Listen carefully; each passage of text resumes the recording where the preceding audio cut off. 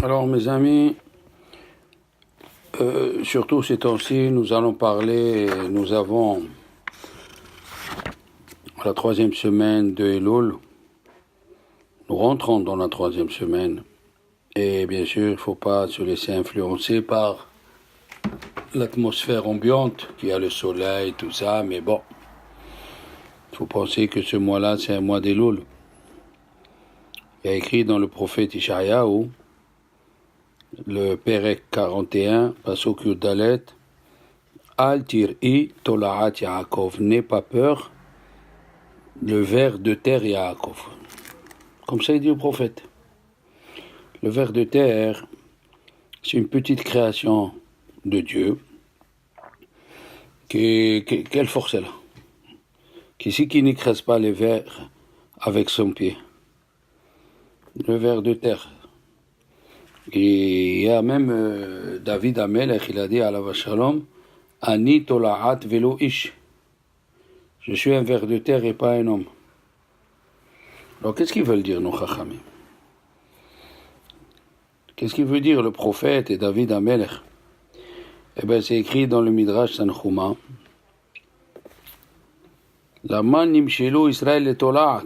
Pourquoi les enfants d'Israël, ils ressemblent aux vers de terre?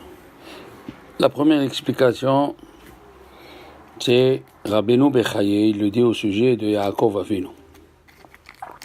Yaakov Avinu, il voit qu'il y a des disputes entre les frères. Il sent, Yaakov Avinu, il a Ruach HaKodesh. Il sent, il entend, il voit qu'il y a des frictions à la maison. Qu'est-ce qu'il fait? C'est là, à ce moment-là, où il confectionne un vêtement qui est honnête passif.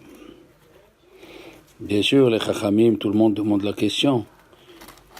Pourquoi il a fait cette différence? La Gemara dans Shabbat, dans le Perek Aleph, elle dit un homme ne doit pas faire la différence entre ses enfants.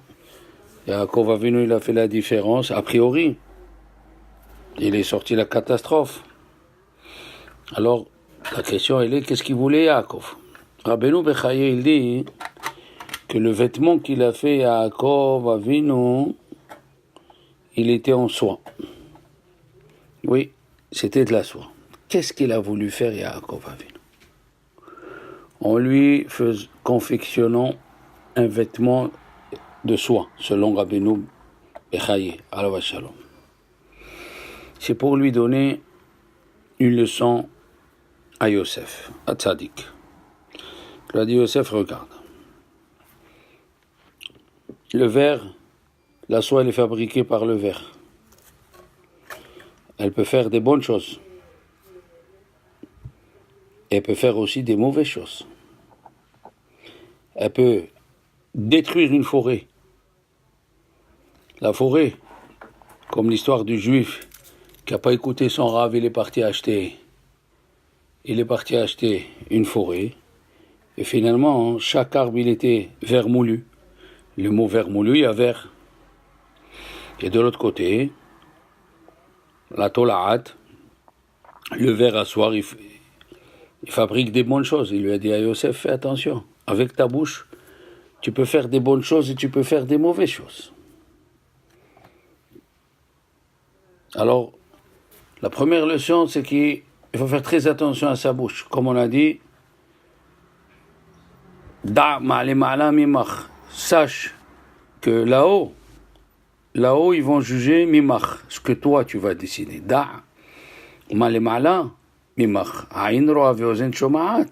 Ce que toi tu vois et ce que toi tu entends et comment tu vas juger. Alors là, on va juger maintenant tes actes comme toi tu as vu, comme toi tu as jugé les autres. De l'autre côté, nous voyons que la tola'at, il dit le Midrash Tanchuma, pourquoi les Juifs ils sont comparés à la tola'at pour dire la tola'at, avec quoi elle fait tomber les cèdres? Elle est petite. Avec quoi? Avec sa bouche. La même chose, les enfants d'Israël, leur force est dans la bouche. Qui c'est qui peut faire? Moi, je me suis mis debout une fois, on avait un cèdre à la yeshiva. Il faisait 16 ou 17 mètres de haut. Et la Torah nous dit, le Midrash nous dit, un petit verre, il peut rentrer dedans, il peut faire tomber un cèdre avec des racines profondes. Pourquoi? Parce que la force, elle est dans la bouche du petit verre. Il coupe un petit peu, un tout petit peu. Tu dis, toi, qu'est-ce que tu dis? Mais c'est un verre de terre. Qu'est-ce qu'il peut faire un verre? Oui. Un verre, il peut faire. Pourquoi? Parce que la force du peuple d'Israël est dans sa bouche. Quand un homme, il est debout devant des difficultés, et il voit qu'il n'y a pas de solution a priori.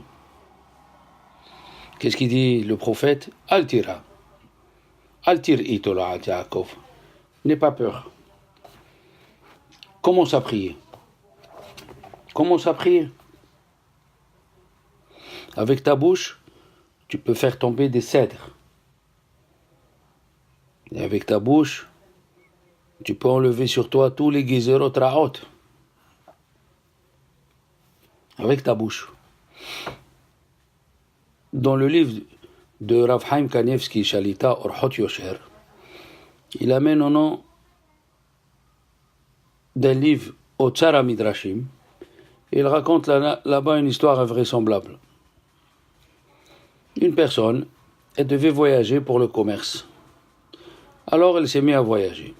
Et elle a rencontré quelqu'un, et l'autre personne, elle a dit, je veux m'associer avec toi. Qu'est-ce que ça veut dire que je veux m'associer? Je vais aller en voyage avec toi pour faire les affaires. Il lui a dit, viens. Dans la route, ils ont rencontré un pauvre. Le pauvre,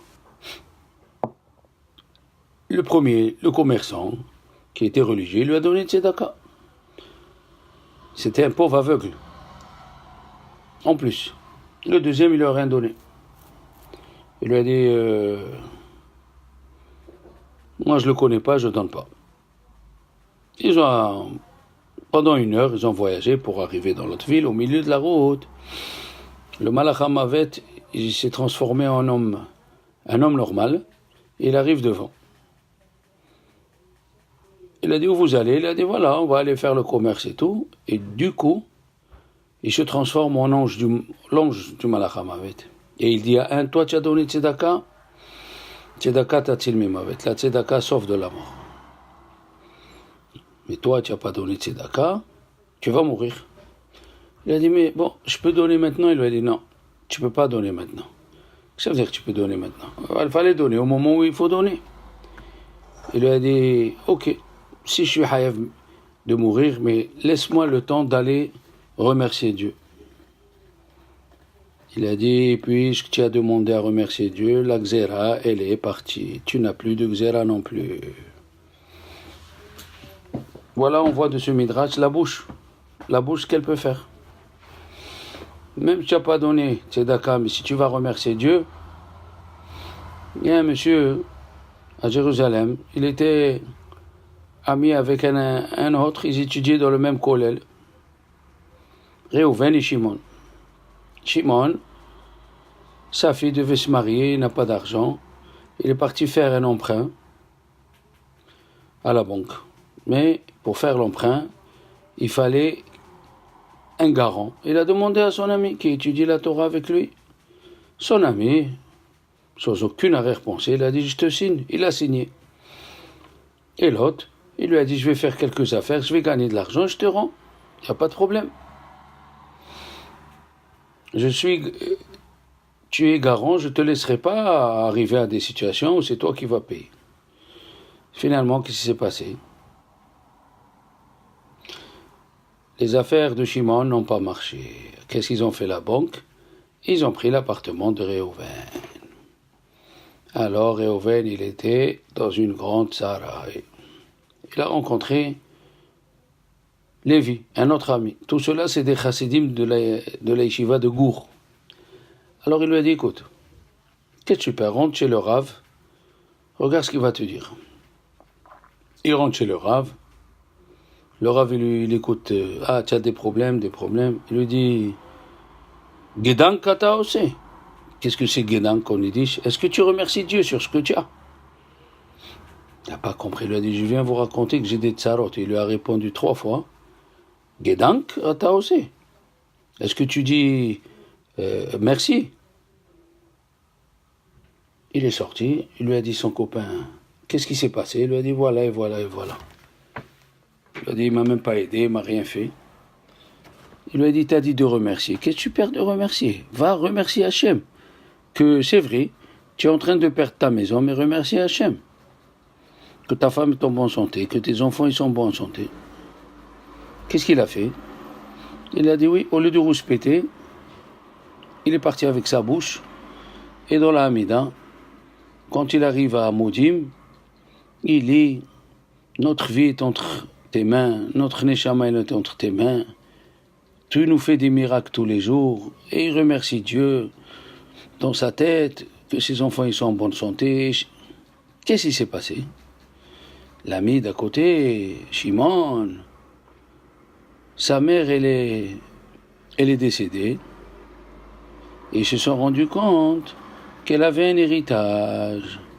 Alors son ami de l'héritage, il lui a donné ce que la banque lui a enlevé, ils lui ont rendu la maison, et il a marié ses enfants.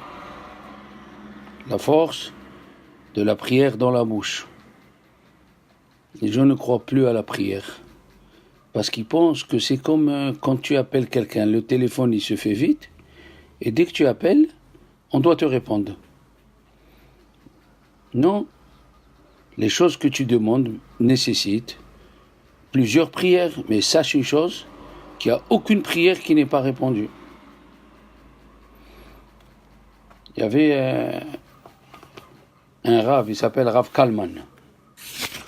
Lui, il fait partie des Juifs qui ont été sauvés pendant la Shoah.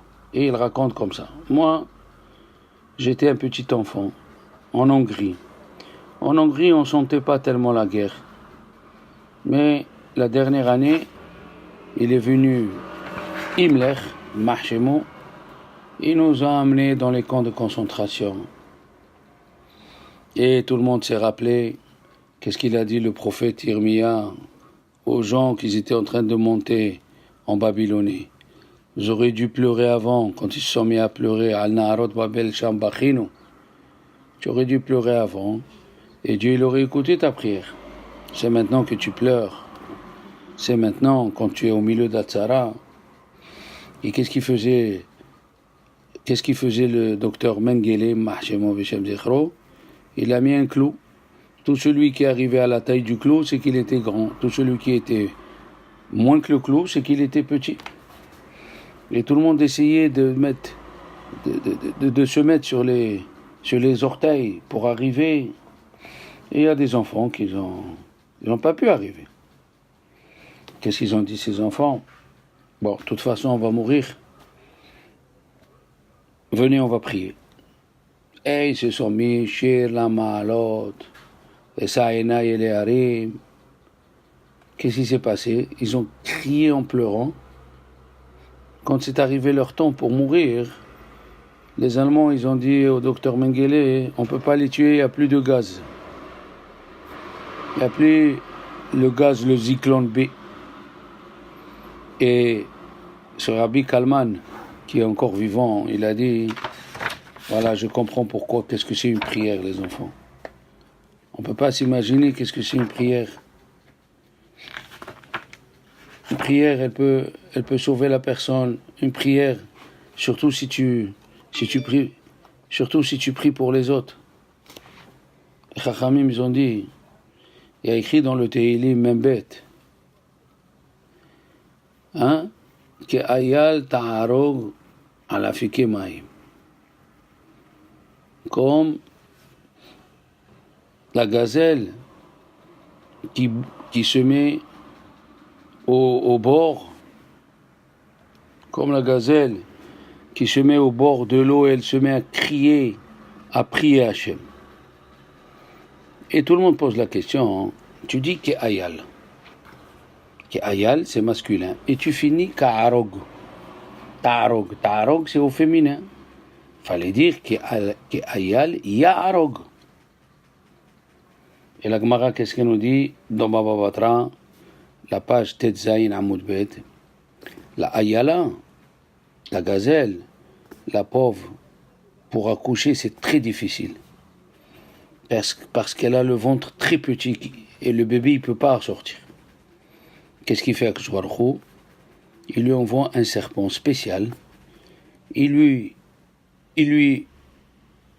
la pique dans son ventre, dans l'endroit où il faut, et le ventre il se dilate, et le bébé de la gazelle il sort. Et si le serpent il la frappe avant ou il la frappe après, elle meurt. Il faut qu'il la frappe juste au moment où elle doit accoucher. Alors le Ben Ishraï pose la question à la Vachalom là-bas dans Ben Ishraïl. On comprend que s'il vient en retard, le serpent elle meurt parce qu'elle va mourir pendant l'accouchement. Mais si le serpent il vient avant, pourquoi s'il vient juste avant que le ventre il s'ouvre aussi c'est pas bien? Pourquoi? Il a dit le Ben Ishraï au moment où la gazelle elle va accoucher, elle crée un médicament en elle qui neutralise le venin. Et ce venin, il est neutralisé, mais il dilate.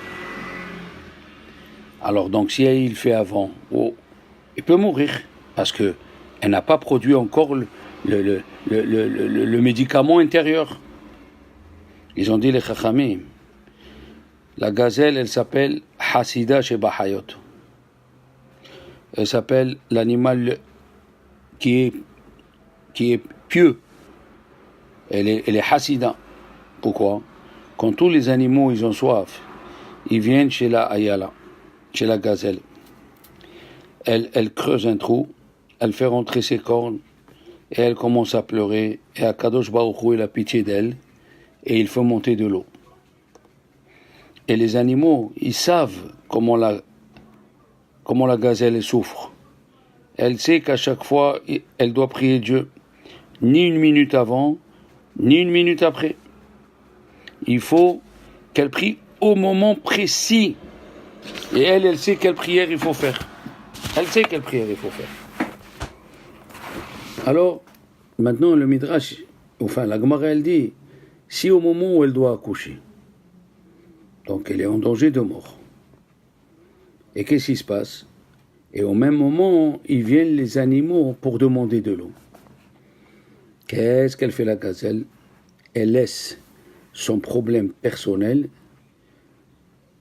de femme qui va accoucher, c'est-à-dire la gazelle, elle le laisse de côté et elle commence à prier pour les animaux. C'est ce qu'il a dit David Ameler, ke ayal. Il a dit ke. Quand on dit le mot ke, kaf adimion. C'est le kaf qui fait juste une ressemblance. Mais c'est pas exactement.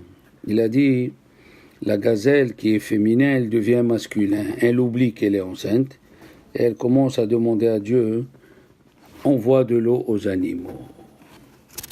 Aïe. Regardez ce qu'il fait un animal. Il laisse ses problèmes de côté pour se mettre à prier pour les autres. Et le problème, c'est que dans la prière, c'est celui qui prie le plus avec ferveur. Regardez, le chien, qu'est-ce qu'il dit? Le chien dans Perek Shira, il dit, venez, nous allons nous prosterner, nous allons nous agenouiller devant Dieu qui nous a fabriqués, qui nous a créés. Rabbi Ishaya, qui était un très grand tzaddik, il a jeûné 85 ta'aniot. Il a jeûné 85 ta'aniot pour comprendre pourquoi le chien il a eu le mérite de faire ce verset. Chaque animal, on l'a déjà dit, il fait un verset. Alors, ils lui ont dit, tu sais pourquoi? Un ange est apparu et il lui a dit, parce que quand les Juifs sont sortis d'Égypte, une fois, le chien il s'est retenu. le chien qui est un animal, il s'est retenu d'aboyer. Et puisqu'il s'est retenu, pour ne pas faire peur aux enfants d'Israël, selon la Kabbalah, c'est parce que les Juifs, ils n'ont plus fait la Shonara, parce que celui qui fait la Shonara, il est réincarné dans le chien. Mais il s'est retenu. Puisqu'il s'est retenu, on lui a donné un passouk pour toute la vie jusqu'à qu'il vienne Mashiach. Alors, la même chose. À nous, nous voyons plutôt que le chat aussi, il a une prière. Dans le Perek Shira, c'est écrit Erdof, oy vay asigem, je veux courir et attraper mes ennemis et je ne retournerai pas velo ashuv atkalotam. Maintenant, ça c'est le chat. Le rat, qu'est-ce qu'il dit? Akhbar, aromimcha Hashem qui dit litani. Je te remercie Dieu que tu m'as sauvé. Velo shimahta oy vayli. Et tu as fait de sorte que mes ennemis ils se sont pas réjouis de ma perte. Alors dans ce cas-là, il y a le chat qui prie, qui veut attraper les rats, et le rat il prie que le chat l'attrape pas. Alors dans ce cas-là, comment il fait Dieu? Comment il fait Dieu? À qui il écoute? Ben, nos hachamim ils disent Karov Hashem lechol korav. Hashem il est à côté de celui qui l'appelle. Karov Hashem lechol korav. Lechol asher ikraou behemet, à celui qui fait la tfila avec le plus de kavana. Si la personne elle se met dans la tête qu'il n'y a que Dieu qui peut le sauver du problème, il n'y a que Hashem qui peut sauver cette personne, même si le problème devant il est comme un cèdre. La force, il a dit le roi David, Vani tolaat velo ish. Ma force est dans la prière. Et surtout, si la personne, elle laisse ses problèmes personnels et elle prie pour les autres, un animal, vous vous rendez compte, un animal, il prie Hachem, Hachem il écoute. À plus forte raison. Le livre Sefer HaIkarim, qui est un très grand philosophe juif, Rabbi Yosef Albo, qui était en 1380 en Espagne, et il avait les discussions avec les curés dans la ville de Tortosa. Il y avait beaucoup de juifs qui ont changé de religion, malheureusement. Et lui, il pose la question, puisqu'Akadosh Baruch Hu, il sait que chacun, ce qu'il a besoin, oui, alors, si ça doit arriver à la personne, pourquoi il a besoin de prier? Akadosh Baruch Hu, il le donnera, même s'il ne prie pas. Et si selon ses actions, il ne mérite pas, même s'il prie, il ne va pas changer ce que Dieu il a dit. Voilà, dans Malachi c'est écrit, Ani Hashem lo shaniti. Comme ça, il pose la question, Rabbi Yosef Albo alav shalom. Alors, il y a une première réponse qui veut dire ceci. Nous avons vu dans la création que le mercredi, ça veut dire Dieu il a créé les fruits, les plantes, tout. Et pourtant c'est écrit dans Maaseh Bereshit que quand il est venu Adam Arishon, il s'est mis à prier pour les arbres et les légumes et les fruits. Et il dit Rashi, les arbres, les fruits et les légumes, ils étaient sous le sol depuis la création, que Dieu les a créés, mais ils ne pouvaient pas sortir sans la prière qu'il a prié à Adam Arishon. S'il n'y avait pas Adam Arishon qui a prié, ils n'auraient pas sorti. Pour te dire, même quelque chose qui est nécessaire à l'homme,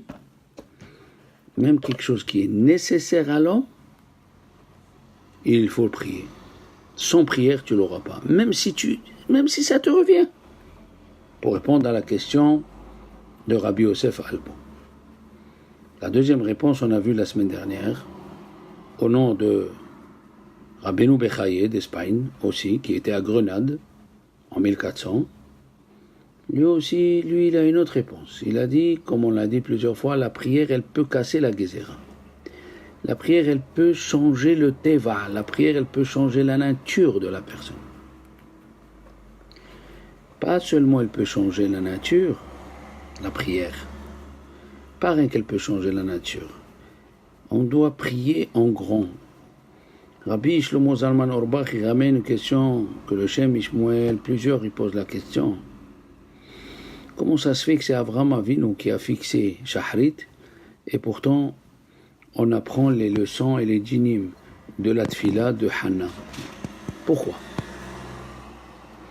Ils disent les Chachamim que dans la Gemara de Brachot, dans le Perek En Omdim Litpalel, là-bas, on a appris une chose fantastique de Hannah.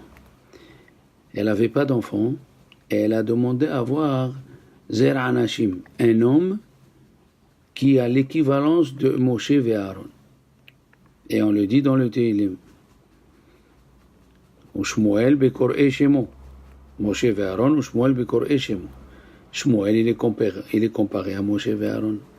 C'est-à-dire, quand tu pries, il faut prier en grand. Il ne faut pas prier en petit. Hachem, donne-moi juste du pain, donne-moi non. Quand tu pries, il faut avoir confiance de prier en grand. Parce que Hachem, il a le pouvoir de tout te donner. La troisième réponse qui dit le Sefer Haïkarim, il dit qu'en vérité, Dieu, il ne change pas. C'est la personne qui change. Quand la personne, elle se met à prier, elle n'est plus la même. Et si elle n'est plus la même, la Gézéra a été sur Réhouven avec tant et tant de Haverot et tant de Mizvot. Mais quand Réhouven, il prie bien, c'est plus le même Réhouven, donc c'est plus la même Gézéra. Comme ça, il dit Rabbi Yosef Albo. Rabbi Yosef Albo, il dit que la personne, quand elle prie, la personne, quand elle étudie, elle n'est plus la même. Comme il faisait Rav Hai Gaon tous les jours, il se roulait sur la neige et il disait « Je te demande pardon Hachem, pourquoi je ne t'ai pas aimé hier comme aujourd'hui ?» Pourquoi je ne t'ai pas aimé hier comme aujourd'hui? Regardez cette Gemara dans Yerushalmi Avodah Zara Perek Sheni. On raconte Rav Mani, il est parti dans la ville de Tzor. Oui. Et il a permis que les goïms qu'ils ont cuisiné, des tramous, des lupins, que des lupins, il n'y a pas Bishul Goy. Rabbi Chia, qui était là-bas, il a vu ça et selon lui, c'est pas comme ça la halakha. Au temps de Rabbi Chia, on offrait les tarmoussim au moment du repas, les tramous. Quand il est revenu, Rabbi Chia, il est venu devant Rabbi Yochanan. Il lui a dit, Rabbi Yochanan, tu as vu quelque chose de nouveau là-bas? Il lui a dit oui, j'étais là-bas et Rav Mani, il a permis la cuisson des tourmoussim. Il lui a dit, Rabbi Yochanan, et pourquoi tu l'as pas mis béni de douille? Il a dit, comment je vais mettre béni de douille un homme comme ça, que tous les matins il amène ses élèves devant l'océan, et il leur dit de prendre chacun qui prenne une marmite d'eau, et quelque temps après, l'eau salée devient douce. Je vais mettre béni de douille un homme comme ça. Il lui a dit, Rabbi Yochanan, c'est pas une preuve c'est pas une preuve sur Rav Mani qu'il est grand. Il lui a dit, alors pourquoi? Il a dit, Rav Mani, il sait exactement quand est-ce les eaux de l'océan, de la mer, ils font le Hallel à Dieu tous les jours, et au moment où ils font le Hallel, il devient douce. L'eau devient douce. Vous vous rendez compte un petit peu? L'eau qui est salée, au moment où elle prie Dieu, elle devient douce. Ça veut dire que la personne, quand elle prie, elle n'est plus pareille. La personne, quand elle prie, même si elle est salée, elle devient douce. Alors, à nous aussi, d'être mitrasek dans la prière. Il faut être mitrasek dans la prière.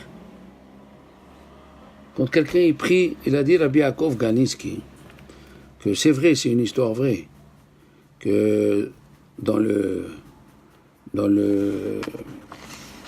dans le zoo de... Un zoo, un zoo, il est mort, le lion et la lionne. Comment ils vont faire? S'il meurt, le lion et la lionne dans un zoo, c'est plus un zoo.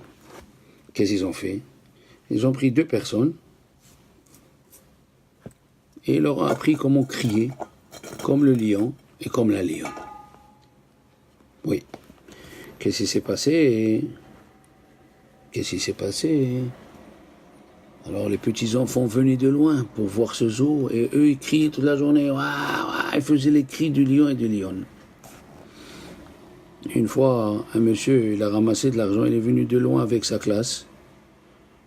Et il a entendu le lion et la lionne qui parlent comme des êtres humains. Ah, toute la journée, il criait. Il est parti voir le directeur. Rabbi Yaakov Ganiski raconte une histoire très intéressante, c'est celle-là. Il a dit au directeur, on a économisé de l'argent. On a pris un car à part et... Qu'est-ce qu'on voit? Que les lions et la lionne, ils sont pas vrais. Tu m'as cassé tout le travail. Pendant 2 mois, je leur ai parlé qui c'est le lion, comment ils vivent, et chacun, il a économisé. Qu'est-ce qu'on voit d'ici? Que quand un homme, d'abord, un animal, si on croit que c'est un animal, et une fois, il a parlé. Le directeur, il lui a dit, mais il a parlé qu'une fois, mais toute la journée, il crie, il rugit. Il a dit, s'il a parlé une fois, donc c'est plus un animal. Ah, c'est quoi? C'est un être humain. Il a dit Rabbi Yaakov Ganiski, Zichrono Bracha, la même chose, si tu vois des juifs, toute l'année ils font rien. Et une fois, ils viennent à Kippour, ils se mettent, ils mettent une kippa, ils se mettent à prier. Donc ils font partie du peuple d'Israël. Ils font partie du peuple d'Israël. Un rav en Amérique, il raconte qu'un des élèves de la yeshiva, il est venu, ils ne savent pas d'où il est venu, et pendant 2 mois qu'il était à la yeshiva, pendant 2 mois, il était très très malade, ils ont découvert qu'il avait une maladie incurable, ils se sont occupés de lui, ils l'ont emmené chez les psychologues, les médecins, les machins, tout. Et ça, ils le savaient depuis la première semaine qu'ils ont fait les examens. Et chaque fois, il y avait une discussion entre le rave et celui qui s'occupe des élèves. Est-ce qu'il faut appeler la mère pour lui dire ou non? Est-ce qu'il faut appeler la mère pour lui dire ou non? Et au moment, 3 mois après, quand il est mort, ils ont appelé la mère. Et la mère, elle était pauvre. Elle est venue. Toute la yeshiva était là. Le rave devait parler. Celui qui s'occupe des élèves devait parler, le masguia. Et la femme, elle s'est levée. Elle a dit, moi, je vais parler 2 minutes. Et en général, on ne laisse pas les femmes parler. Mais là, elle a parlé. Qu'est-ce qu'elle a dit? Elle a dit une chose terrible, que tout le monde s'est mis à pleurer, le rave n'a pas pu parler, personne n'a pu parler. Elle a dit cette phrase, je vous remercie que vous êtes occupé de mon fils. Je vous remercie pour tous les médicaments et les soins que vous lui avez donnés. Moi, je n'ai pas les moyens. Je vous remercie. Je vous remercie surtout. Comme ça, elle a dit. Mais je vous pardonnerai jamais. Cette phrase, elle a dit, je vous pardonnerai jamais que vous m'avez pas averti qu'il était malade. Parce que j'aurais pu prier Dieu. Moi, je crois en le Dieu, je suis juif, j'aurais pu prier et enlever la Gézéra. Vous m'avez pas averti, vous êtes condamné, vous êtes fautif, et tout le monde s'est mis à pleurer. Ben oui, la force de la prière. Faut pas dire je prierai après. Faut pas dire je ferai après. Non. Nous avons dit dans les autres cours, le Midrash, il nous dit que Dieu, il a dit à Moshe Rabbeinu, va vite le matin, tu vas parler à Pharaon. Il y a qui disent, pour lui montrer qu'il n'était pas un Dieu, puisqu'il faisait ses besoins au bord de l'eau. Mais là-bas, il y a un rave qui dit, va vite avant qu'il prie. Parce que s'il prie, je l'écoute. S'il prie, je l'écoute. Et surtout s'il souffre. Surtout s'il souffre. Le Ralbag dit un chidouche, pourquoi Dieu il a fermé le ventre de Hannah pendant 19 ans? Parce que Elkana il aimait Hannah et Pénina elle souffrait. Puisqu'elle Pénina elle souffrait, Dieu il est du côté de ceux qui souffrent.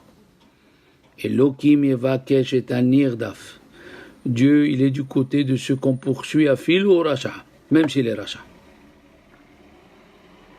Et il dit comme Rachel et Hanna. Comme Rachel, la même histoire qu'elle a eu Hanna, Rachel elle a eu. Yaakov il aimait trop Rachel. Vayar Hashem kisinu alea. Vayiftach et rahma. Quand quelqu'un souffre, Hashem il est à côté de lui. Tu as une maladie, tu as un problème financier, c'est que Dieu il est à côté de toi. Prie-lui, parle-lui comme tu parles à ton père. Hashem, il est de ceux qui souffrent, même les animaux. Qu'est-ce qu'a dit la paracha de la semaine?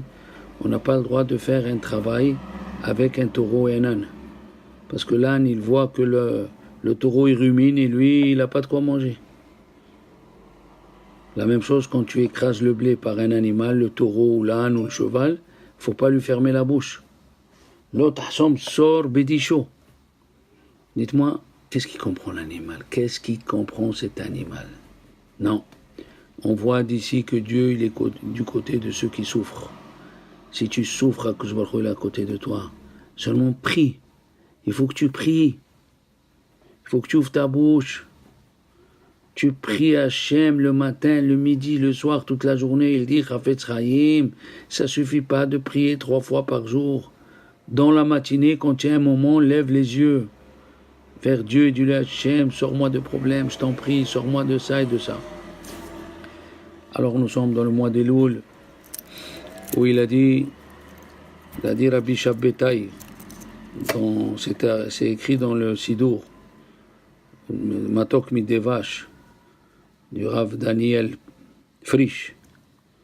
Il amène à la fin de la tefila de Shahrit que tout celui qui dit le David Hashem Orevi Sheimimera, tout le mois d'Elul, il est sauvé. Pourquoi? Parce qu'il y a 13 fois le nom de Dieu, comme les 13 attributs, Yud Gimel, Midot Rahamim. Tout le mois d'Elul, jour et nuit, il a dit Rabbi Pinchas Mikoritz que le mois d'Elul, on peut lire le Tehillim le soir. Et c'est pas la peine de croire que, comme il dit Arizal, que le soir on peut pas lire Tehillim, parce que tout le mois d'Elul, c'est Midat Rahamim. C'est écrit dans Rabbi Haim Vital, dans Sha'ar Kavanot, dans la paracha de la semaine, que Dieu il accepte la teshuva toute l'année, mais la meilleure teshuva c'est le mois d'Elul. Shehem kullo rahamim. Les prières, le Tehillim, comme il a dit le tour dans le Siman Takpa. Kol hamosif tahanunim vitzlichot zechut hulo. Tu peux ajouter des prières, un mizmor de Tehillim, une tefila, c'est un mérite pour toi. À nous de nous réveiller, Rabotai, de ne pas dormir, et de savoir que nous avons entre nos mains, nous avons la réussite du mois d'Elul. Faites de bonnes prières et surtout pour les autres. Hazak ou Baruch.